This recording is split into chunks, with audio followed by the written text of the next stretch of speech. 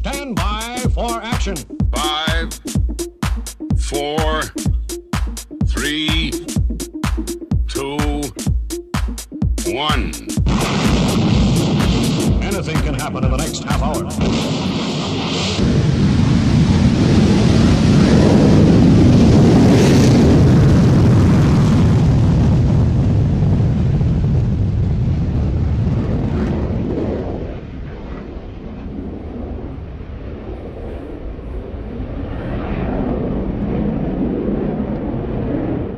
Well, it's got to be Friday night, 7 p.m, and of course the fastest aviation show right here on YouTube with your good old friend Stu Bear for the next 60 minutes.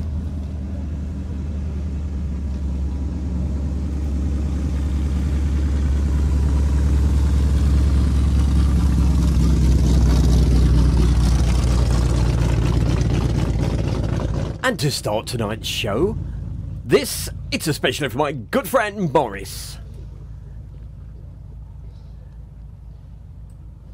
I just know he's going to love this. From Duxford, it is the fabulous Hawker Fury Mark II. Enjoy. There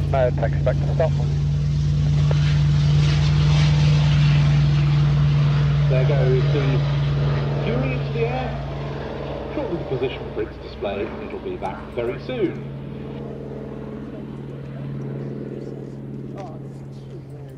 Standing for Iraqi single seat, because this is an ex-Iraqi Air Force Fury. Idle.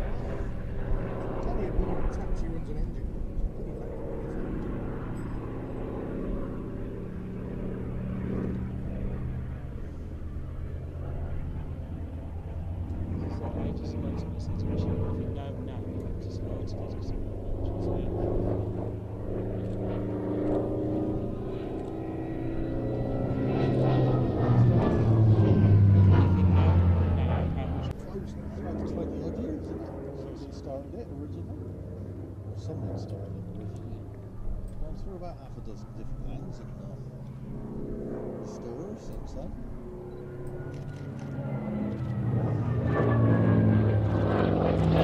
The design has its roots in the RAF need for a replacement for the Hawker Tempest II, and it, to begin with, was known as the Tempest Light Fighter, but when World War II ended, the RAF no longer had a requirement. Nonetheless, Hawker continued development of it as the Sea Fury for the Fleet Air Arm, and it came into service in October 1945. Like a lot of new aircraft that enjoy great success in service, The Sea Fury had its troubles early on. In fact, initially it wasn't felt suitable for carrier-borne operations, but that was all ironed out.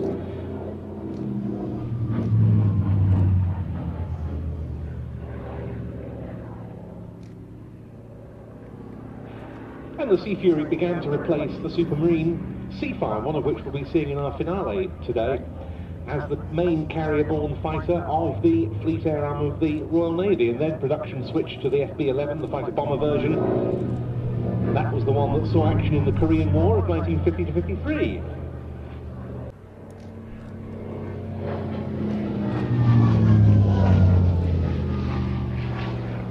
The lovely colour scheme on this aircraft represents the prototype Mark 10 Sea Fury.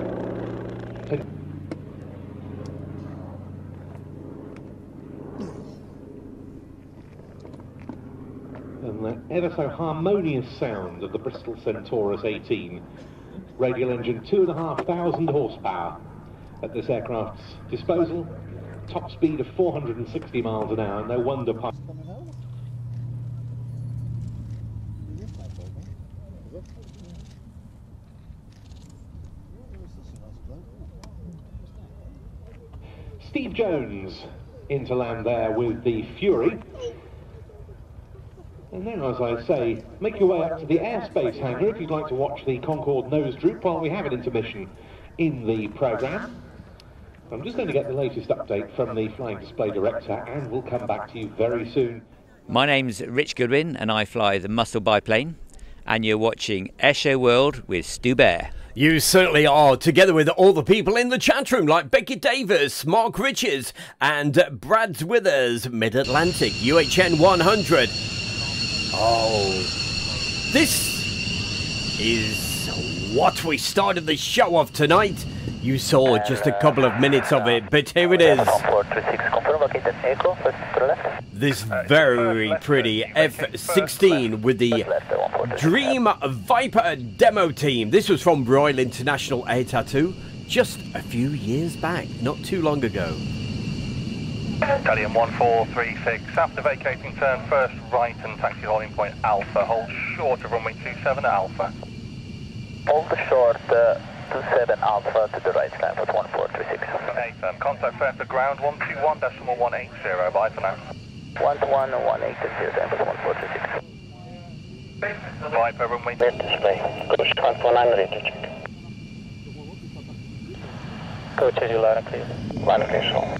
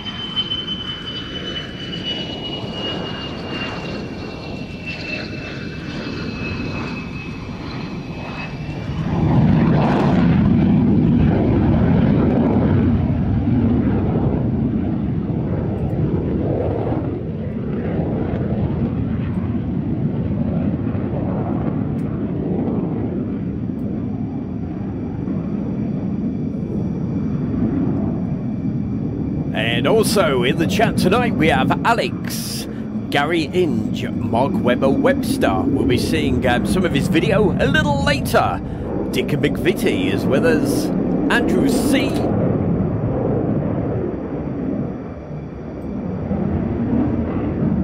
And also hi to Derek Reed on this beautiful Friday evening. Isn't it gorgeous? Erwin is also with us tonight. Dan Reeves. And howdy to Lord Flashheart.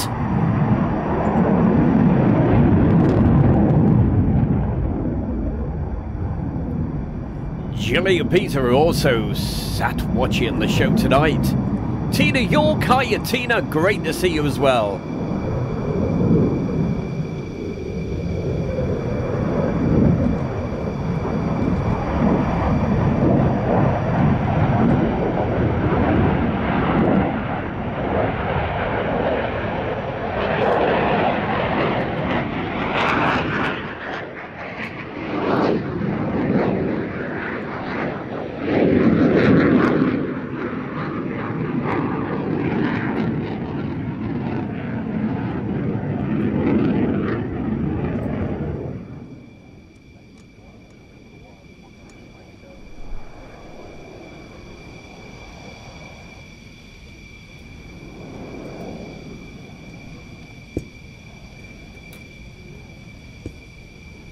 And also wishing a great Friday night to our good friend Mary Elaine.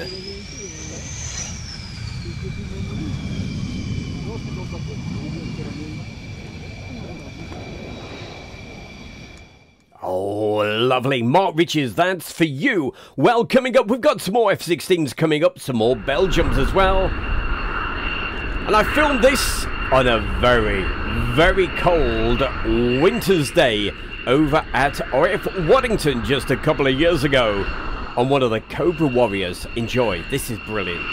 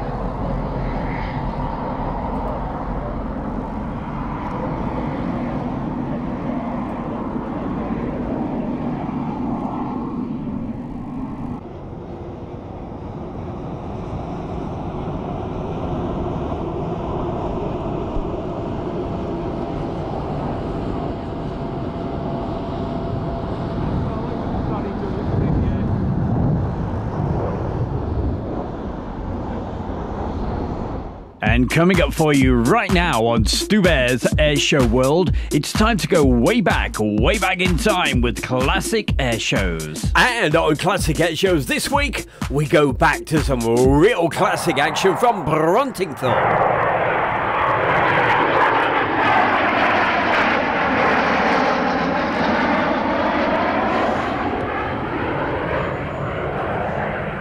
Well, Brad, ask the question, when are you going to be at Mildenhall? Gosh, I would love to be at Mildenhall this last week. Oh, the weather. But, hey, I do hope to return at some point this year.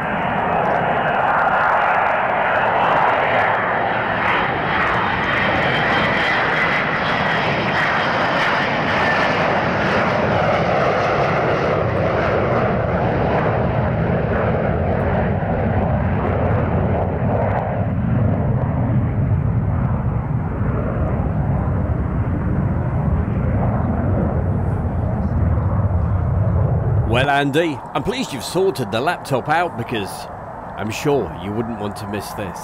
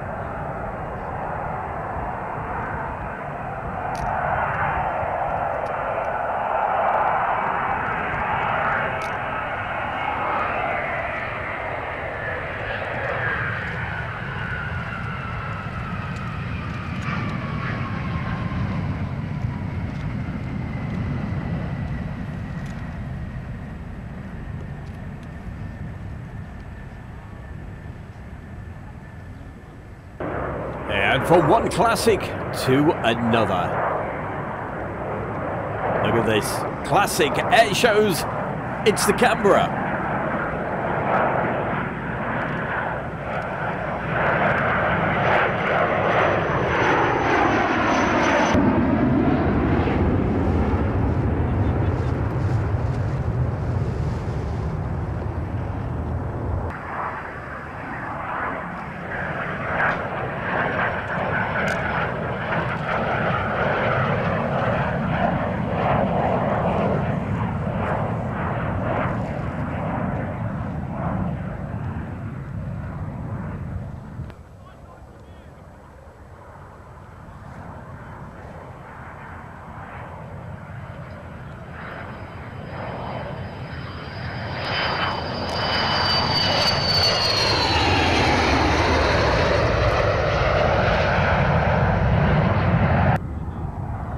Well, just look at all of those hearts going up in the chat room. But I tell you, we love you more. Thank you. Really appreciate it. Christina! Good grief, Christina! I'd always have to say that. The thing is, for you people into your music, especially from the 70s, who sung that? Good grief, Christina. There we go. That's a challenge for you. No using Google.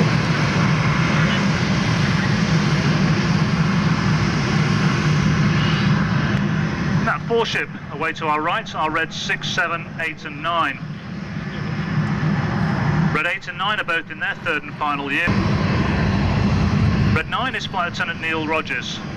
Neil used to fly the Jaguar at Coltishall, and he was a qualified weapons instructor on that aircraft. But what can we spy right now? To your left, not one, see the two sections but two Buccaneers. So this time for the 5-4 cross.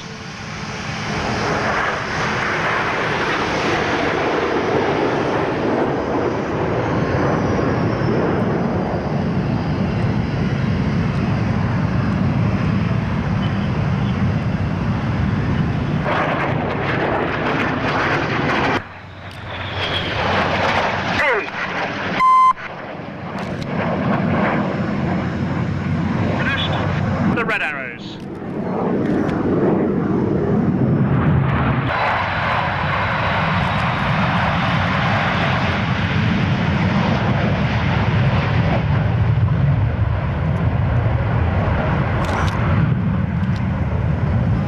Flown today by Flight Lieutenant Glenn Mason, second season.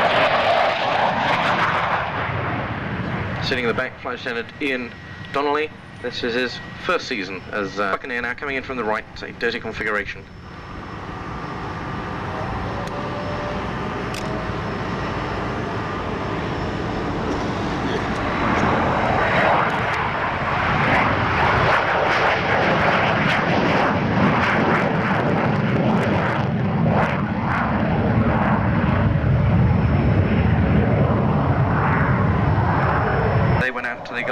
And we're actually designating for the Tornadoes. Pulling up shortly for barrel roll.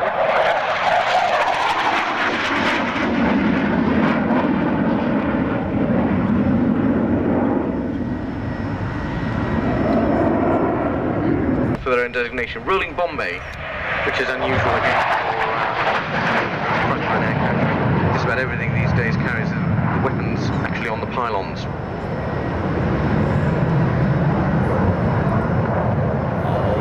Well done, Andy. Chicory tip. Absolutely. Also, son of my father as well. Hey, remember those? I see as Glenn Mason brings the Buccaneer around, he'll be rolling that Bombay close. You can see it's white at the moment. Shortly, there it goes. That's the Bombay closing. Also carry out the Tornadoes will be doing exactly the same as the Buccaneers. They'll, though they'll be carrying the Seagull missile as an anti-shipping missile, they'll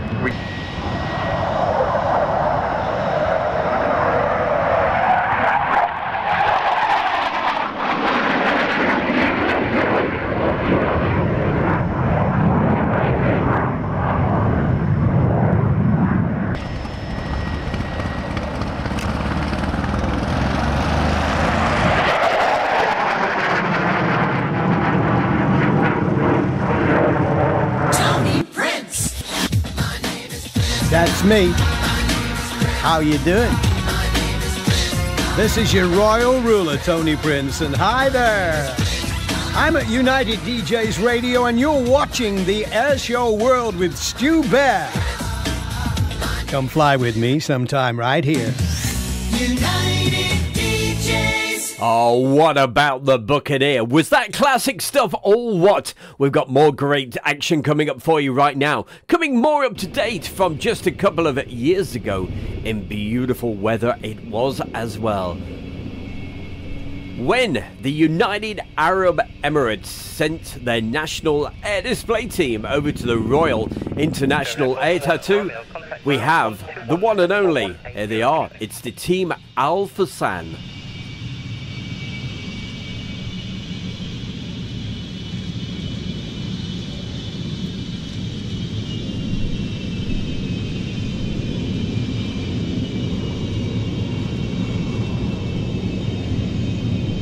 Alpha Sun, runway 27, searching 250 degrees, 10 knots, cleared for takeoff and display. Cleared for takeoff, copy wind and display, Alpha Sun.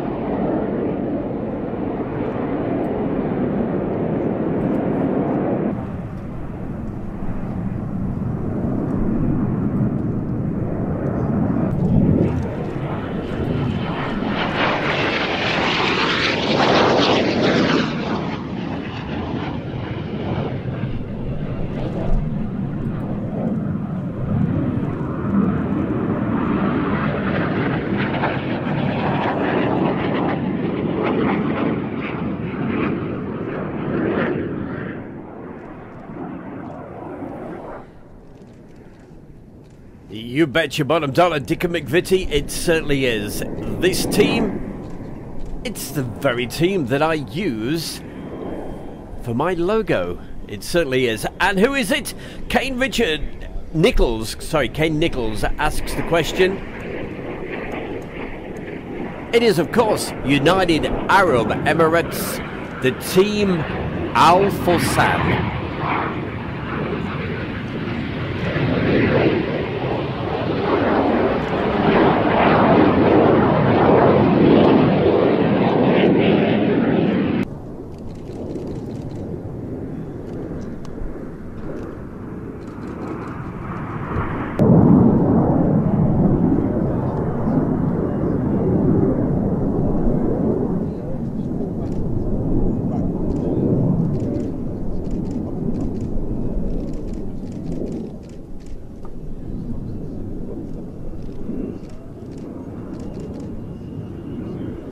And of course, same aircraft as the Frecce Tricolori.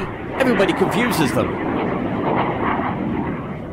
But the smoke is different.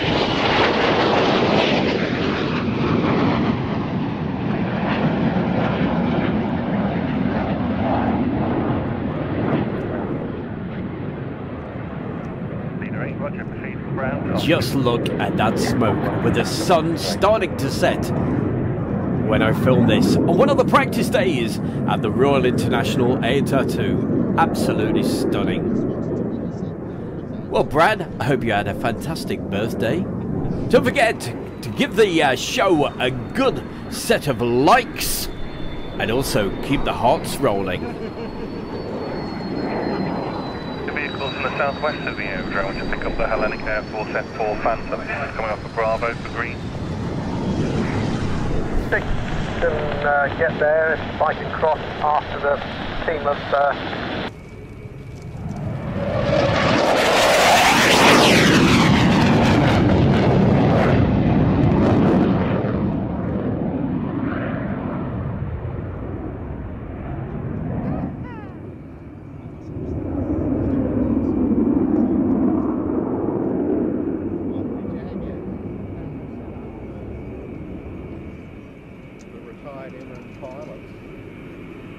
Leader 8 ground, confirm you're in position at Bravo for the F4. Thank you. I think Leader 6 is on his way down to join you. We think they might be deploying a chute. What are you saying by the rate?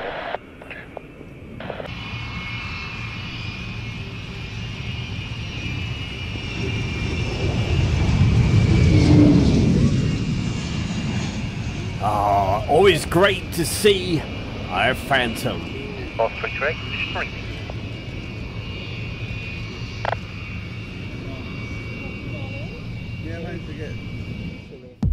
And coming up right now on Airshow World, it's that time of the show to find out what some of the Airshow World followers have been doing. All right then, you little devils, what have you been up to recently? Well, I tell you what, Mr. Webbo, he was at East Midlands Airport and he was filming this jumbo.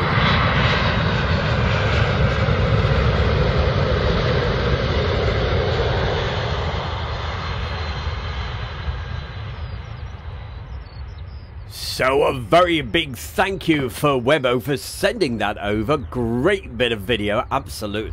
We always love seeing that. And also, keeping the jumbo theme coming, here we go. These are all from, he's in the chat room as well. It's from Piotr. So thank you, Piotr, for sending some of these photographs across. And hey, if you want to be featured one week, send some videos over, or short videos, should I say, and maybe some photographs. You never know, they could be featured one day. So thank you very much, Piotr. That's just a short snippet of some of his great photographs. Right now, here's a great aircraft.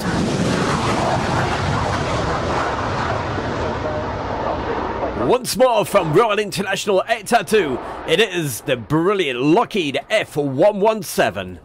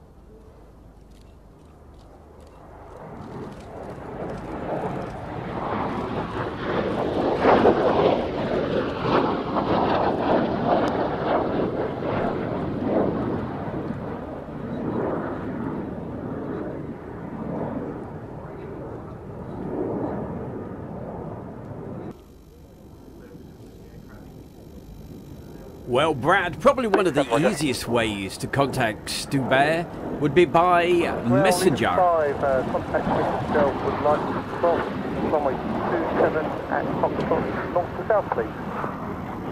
Leader 5, cross runway 27 at Foxtrot, report. And of course, you can send photographs that way, and you never know, could be featured one week. I can't promise, you never know.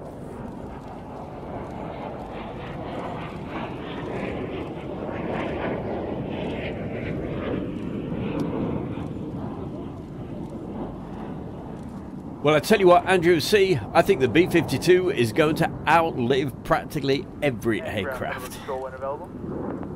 Thunderbird control ground. Sir, I'm wondering if someone airborne has reported operation on the cloud. We'll get that information when he lands, and I'll pass it on to you. Copy that. Thanks much, sir.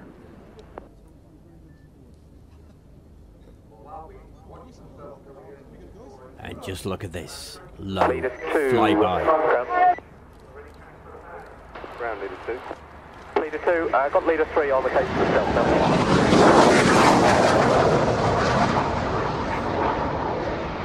Roger, for the B1 then. Taxiway Bravo. AFM, they can taxi to hold short at Foxtrot South. Roger that.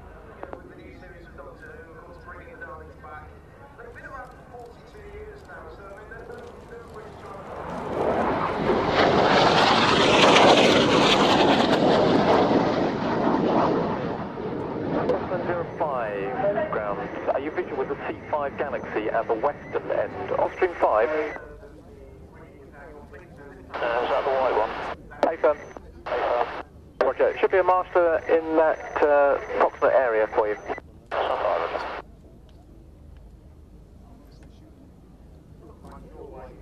Thunderbird, squawk 7004. Go ahead, ground. Thunderbird, squawk 7004. And on this particular Royal International 802, the US Air Force certainly pulled the stops out for their anniversary back in 2007. And ground, Thunderbird control. You're trying to contact We even had the Thunderbirds. You can hear their chatter. On the display squawk 7004. Stand by, sir. I'll pass you to our operation. And coming up on Airshow World right now, it's helicopter time, especially for Adu. Oh, most definitely. Stand by for action, Adu. This is for you. Display, but a nice little formation start, a little extra. And between these two, we're sort of spanning 70-odd years of fleet, air arm, rotary aviation, the Wasp dating really from the 1950s, a smaller Wasp.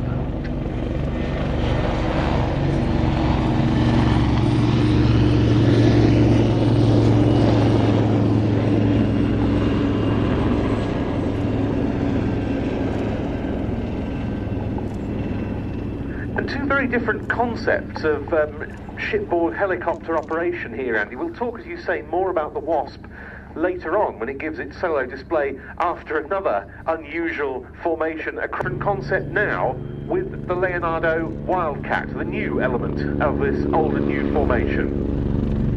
And that's a lovely break. I think we could be seeing the start of a brand new display item for future use. Yes, indeed. Now, we should say, of course, that we have the current Fleet Air Arm of the Royal Navy represented here by the Wildcat.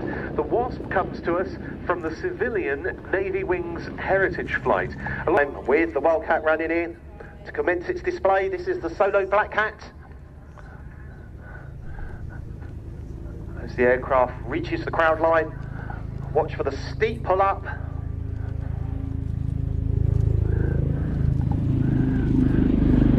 As the speed bleeds off, the aircraft will come into the hover for the first of its, I think it's fair to say, its characteristic manoeuvre. The nose over.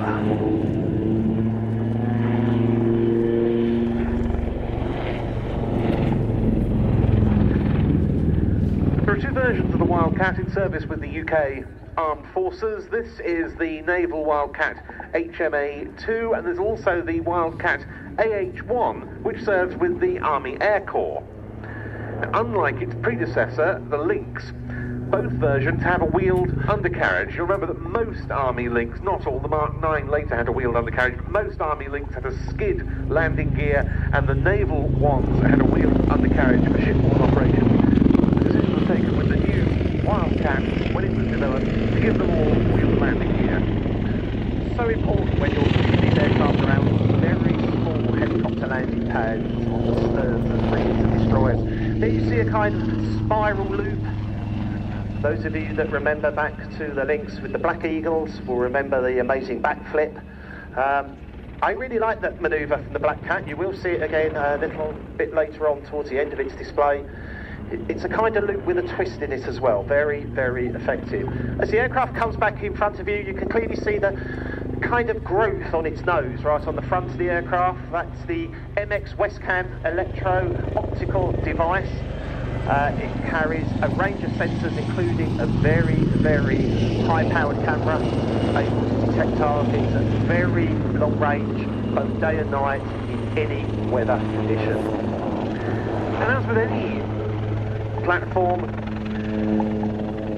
the Wildcat's capabilities have been developed significantly since it entered service and began to replace the Mark 8 Lynx with Royal Navy units, because these helicopters...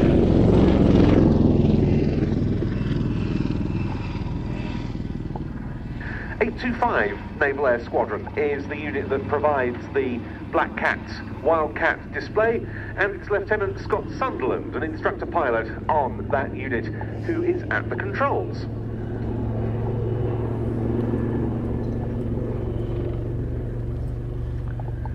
Now that's one for me to look out for, isn't it there, Tank Ace? I'll make a note of that, and if I come across that particular video on one of my vids, I'll dig it out for you. Around to reposition.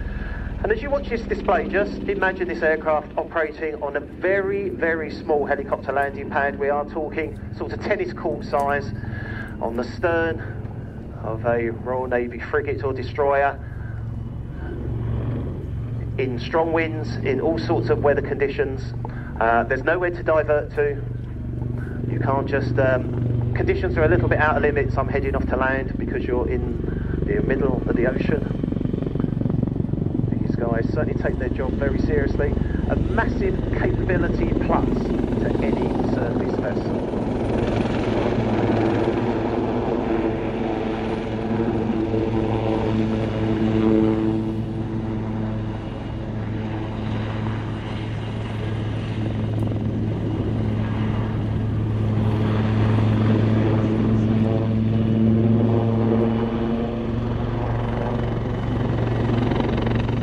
85 Naval Air Squadron, part of the wider Wildcat Maritime Force, all of which is based at RNAF Yeovilton in Somerset. Some 400 personnel at its disposal, as well as 28 Wildcats. And these Wildcat HMA-2s divided across two squadrons. This one, as I say, from 825, which is the Training and Force Generation Unit, and then there's 815 Squadron, which is now the Frontline Operational Unit. And as part of that development of capabilities that I was mentioning earlier, with the arrival on the force of the missiles I mentioned, it's allowed the Wildcat really to mature. And very quickly, saying happy birthday to Leo. Leo, a very special happy birthday to you from all of us, and especially from Brad as well. If you missed that very impressive nose-down manoeuvre right at the start of the display, it's now time to have your camera ready again. As the Lynx comes into the hover and a big nose down dive away.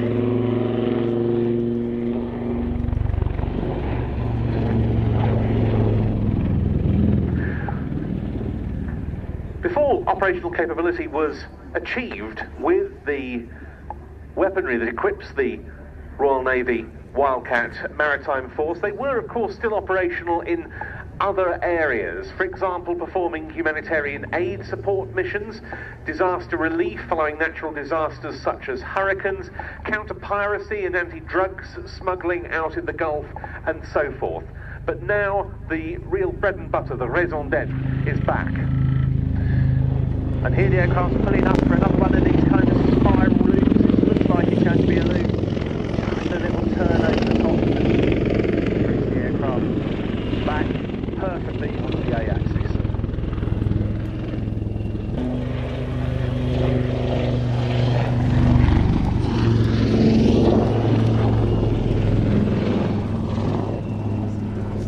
And as Lieutenant Scott Sutherland. Well, hey, they're not wild cats, but you can see a couple of cats right behind me, and they're fast asleep, and I don't blame them. Couple more helicopters for you. Well, certainly one more. 1024, what type of service do you require? This is the section of the show that we call... We started it last week. It's called Classic Cuts.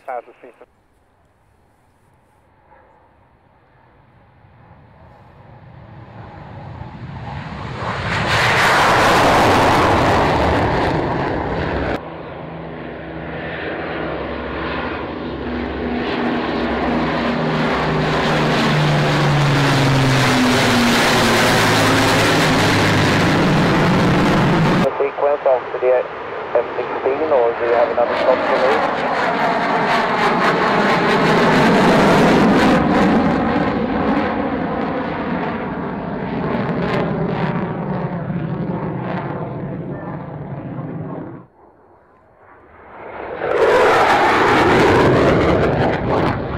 Team's leading. Mark Fitzgerald in number 6.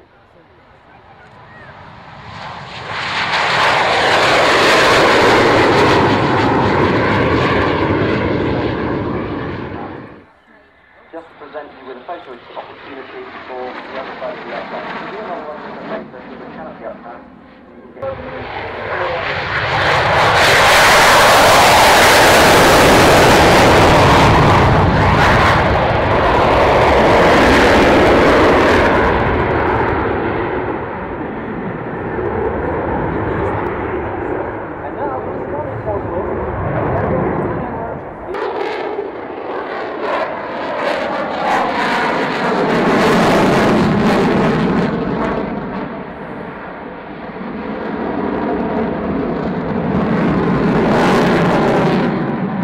Of course, if you want to see the full version of all of these displays, they're all on Airshow World.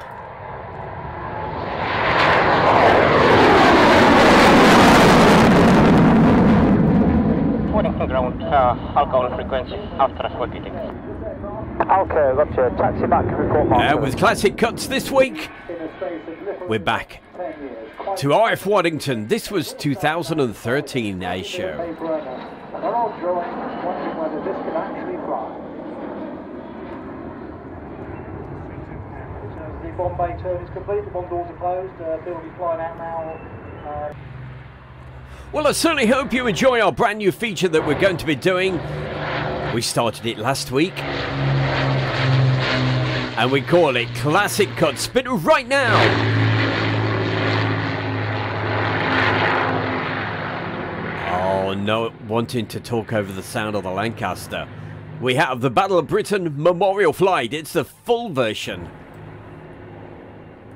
Matrix, roger, runway 09 in use. Secure fee is 1012. Display is on time. Squawk 7004. Start approved. 091012 7004 and copy on time. Matrix.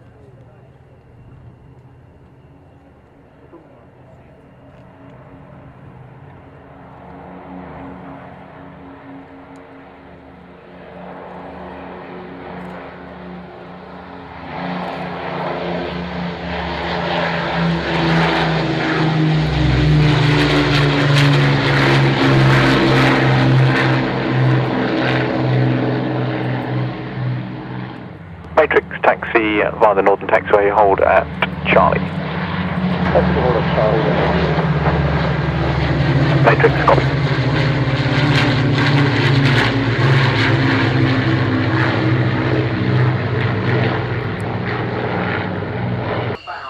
Gibson, Lancaster 1 minute. Gibson 1, copy. Land, Memorial 2. Memorial 3, final data. Memorial 3, land in turn. Memorial Gibson Combine turning inbound for single flight pass. Memorial and Gibson Combine, roger. And you're clear to run in surface wind 060 degrees, 10 knots.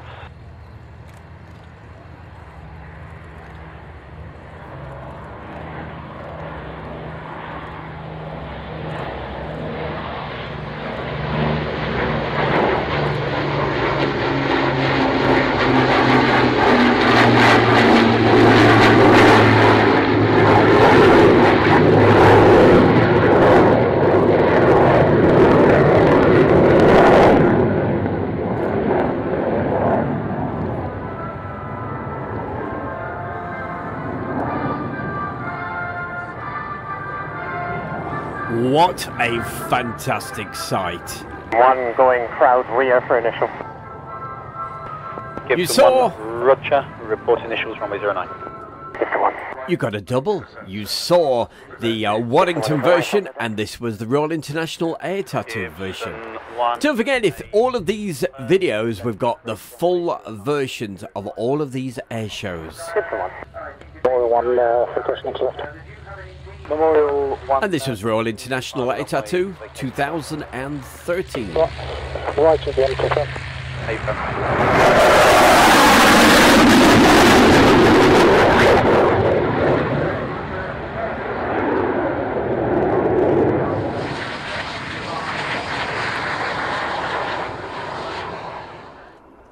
And coming up, because it's such a beautiful evening tonight, this was one of my favourite shots from East Midlands Airport. Look at the sunset, here we go.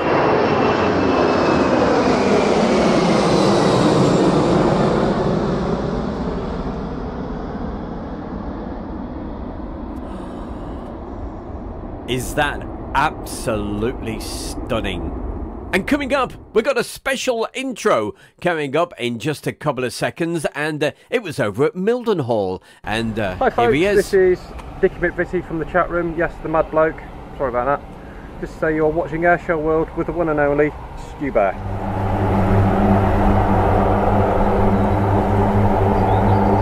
Oh, hey Dicky. I tell you, I would love to be down at Mildenhall this evening. Wouldn't it look amazing? The best place for the sunsets, and to prove that, we've got them.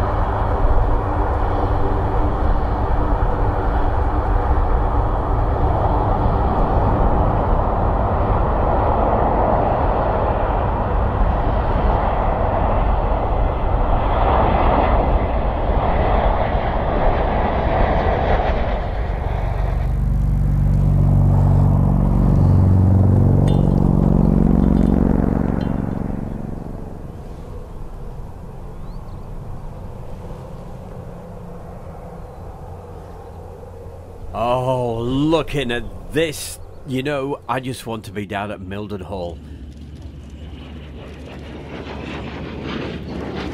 Coming right now, it's the last feature of tonight's show, and what a fabulous display it is. From Cosford Air Show from last year. Hopefully we'll be at Cosford this year in just, just a couple of months' time. But here it is, the Yellow Gnat. The Yellow Jacks, however, weren't destined to last long. Reportedly, the air officer commanding of what was still then Training Command wasn't keen on the aircraft's colour scheme, nor on the team name. The decision was taken for 1965 to form just one official Royal Air Force aerobatic team.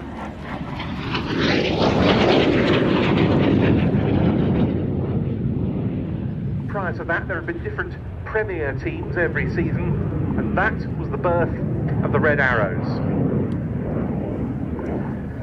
Their first display on the Gnat took place at a press event at RAF Little Rissington on the 6th of May 1965. Their public debut took place 9 days later at the Biggin Hill Airfair. At that stage, Lee Jones, who'd been leader of the Yellow Jacks, was still the team leader. Then the 7-ship formation.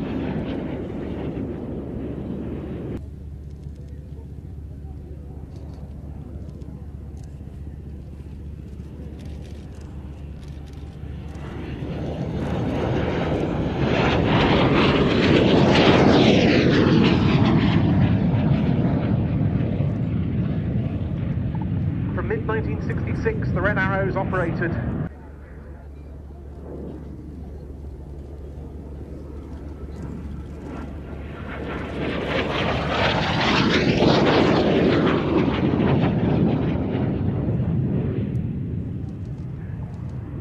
and team pilots raved about flying the Gnat. Dickie Duckett, who was a member of the team from 1968 to 70 and then leader from 1975 to 76, described it to me as a beautiful aeroplane to fly.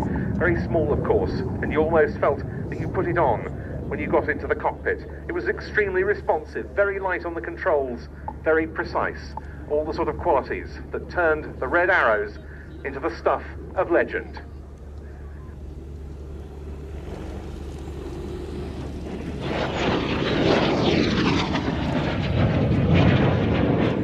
And there, a wing waggle from Chris Heames to finish his display on the Gnat display team's Folland Gnat T1.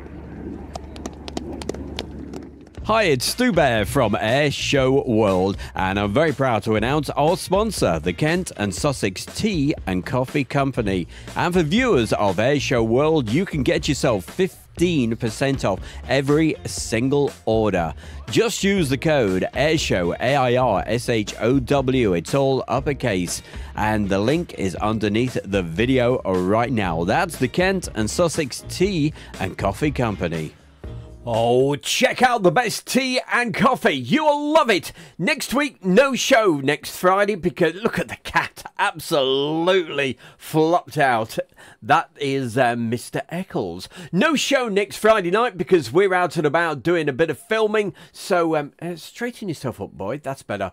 So we'll see you next a week on Friday, so we'll see you then. Don't forget, if you haven't popped over to the Travelling Bear with Stu Bear, pop over and say hi, how you doing, and all that good stuff. We will love you for it, and we've got some fantastic new videos on there, and we're just so busy at the moment. And very quickly, we've got 15 seconds left before I love you and leave you, and wishing you all a great Easter because I won't be here, as I said, next Friday. Gary Inge, yep, you have a great weekend, my man. Brad, all the best to you. Gary Inge, yes, we've just mentioned him twice. He's so good. Mark Riches, UHM 100, and everybody. Oh, Gillian Peter, thank you for the lovely, kind messages. What a super couple they are. I love them to bits. It'd be great to see you sometime. Okay, down there, Mildenhall. Yes, we've got to get back there. Andrew Herbert, my boy. Where have you been hiding tonight? Hey, hiding behind the curtains, no doubt.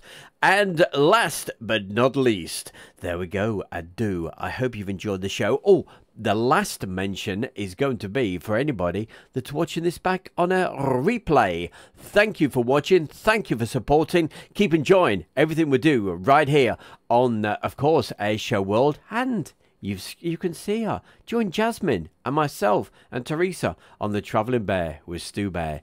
Until not next week, the week after, we'll see you then. Thank you, and have a great weekend and a great Easter next weekend. Bye-bye for now. Thank you.